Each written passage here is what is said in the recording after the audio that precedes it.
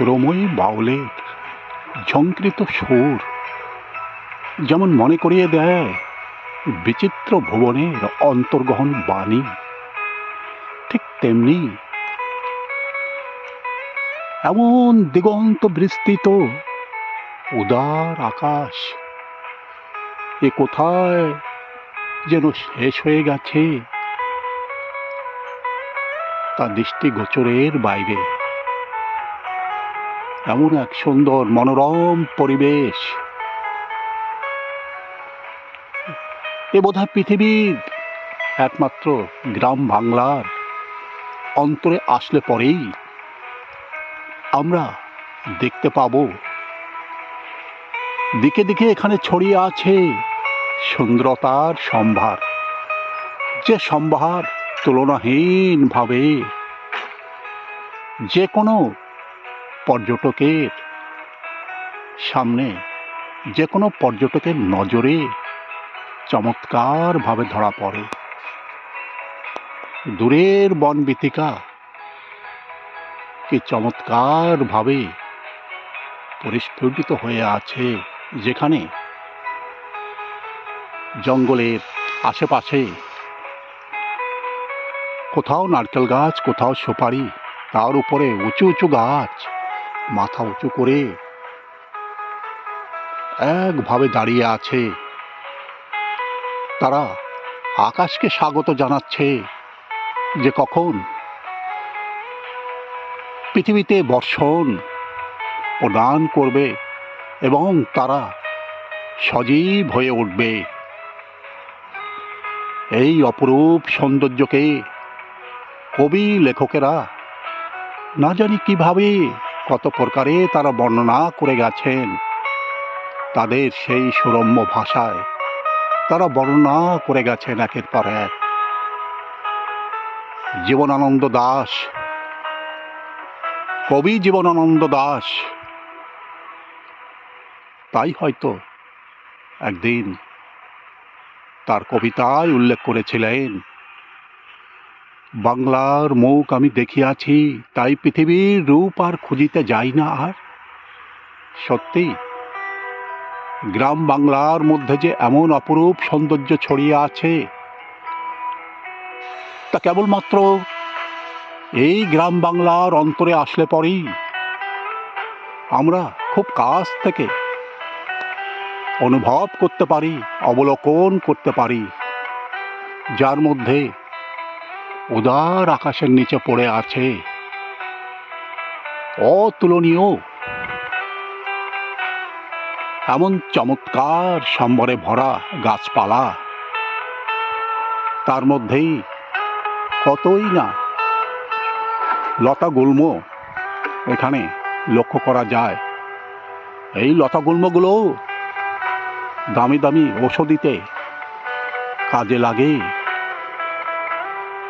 যারা এগুলো সম্বন্ধে ওয়াকিবহাল তারা প্রতিনিয়তই এই সমস্ত লতা গুল্ম সংগ্রহ করে তারা তাদের ভাণ্ডারে নিয়ে যায় এবং মানুষের কল্যাণে তারা ব্যবহারও করে থাকে। উদার আকাশ সে তার অন্তরের ভালোবাসা দিয়ে সমস্ত পৃথিবীকে স্বাগত জানিয়ে চলেছে এবং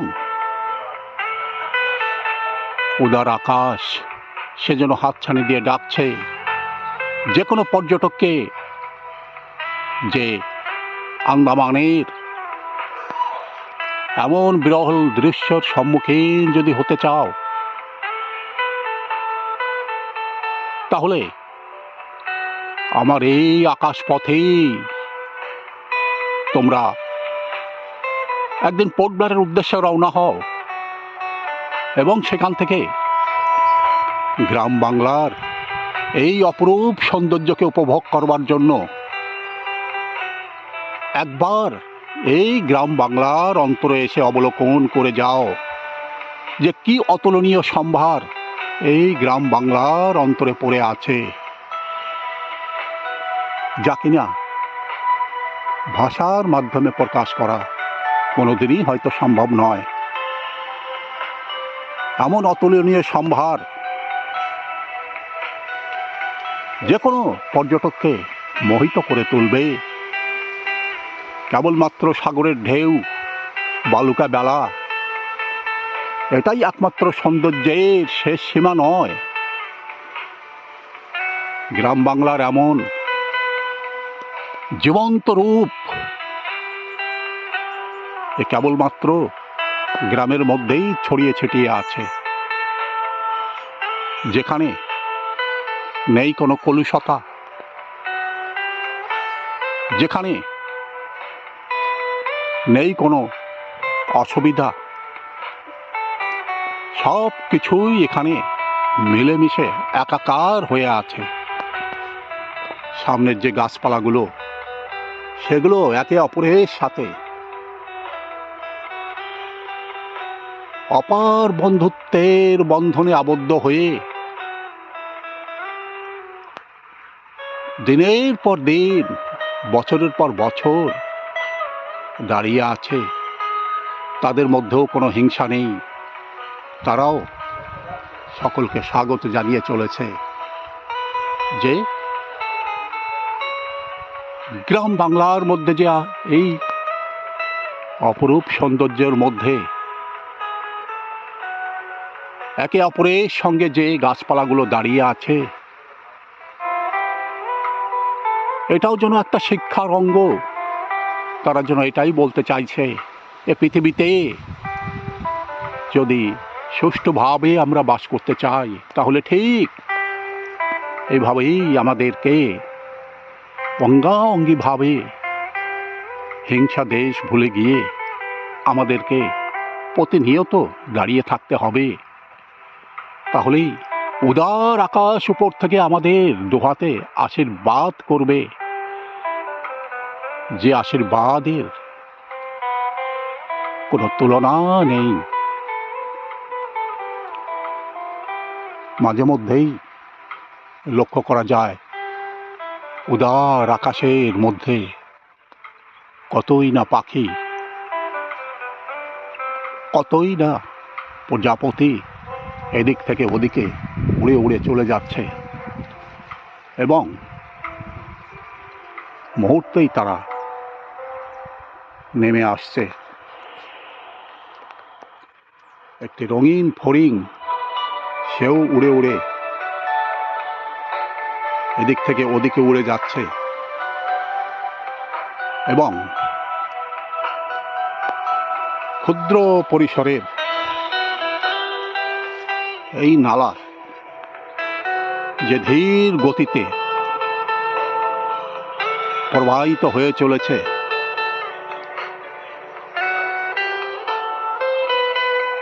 কিন্তু এই ধীর গতি সম্পন্ন এই জলের ধারা এখানেও প্রতিনিয়ত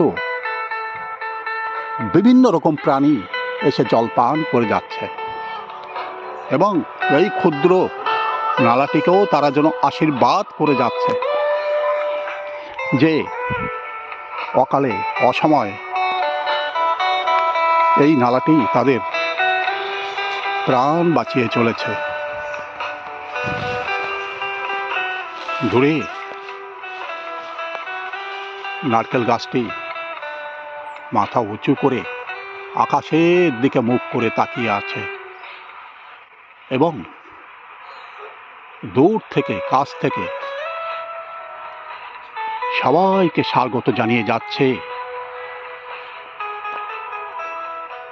যে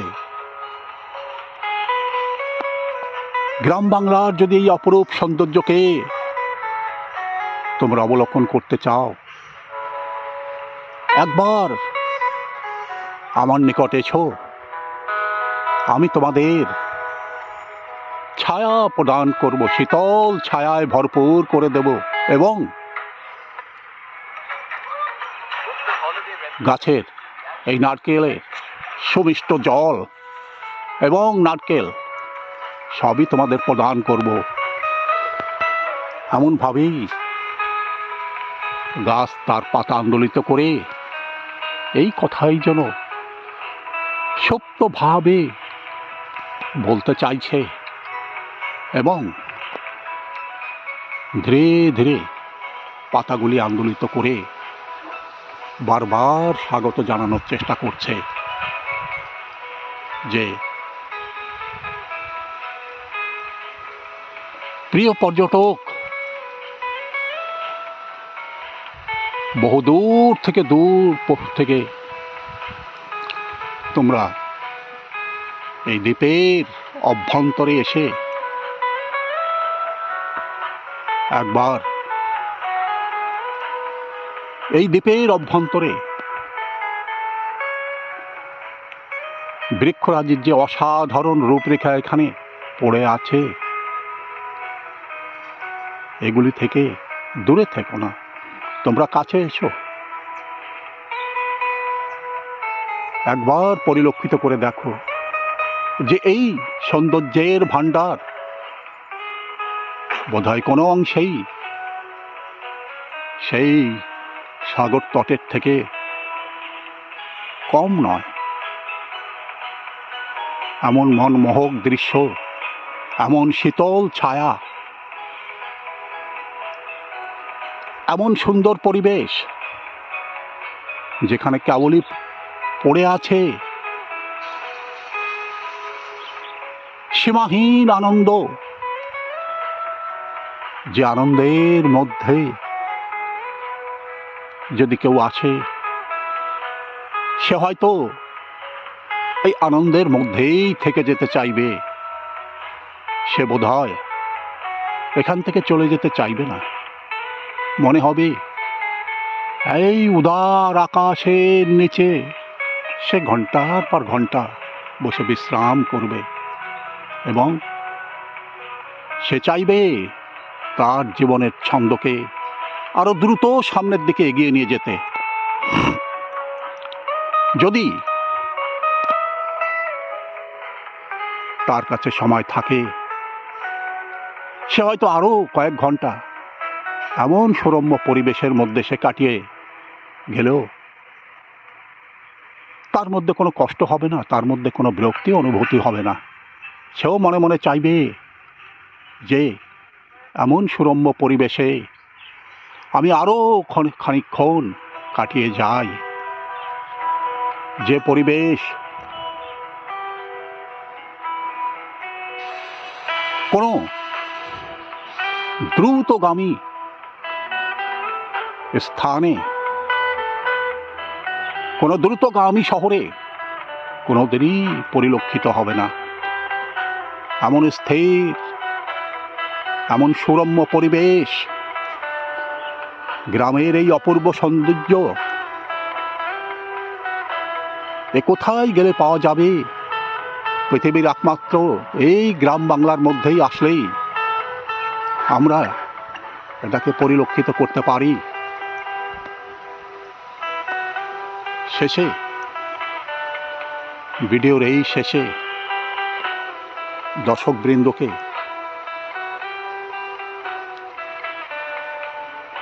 একটাই অনুরোধ, যদি নতুন হন, যদি ভিডিও আপনার ভালো লাগে, দয়া করে একটা লাইক, শেয়ার এবং সাবস্ক্রাইব করবেন এবং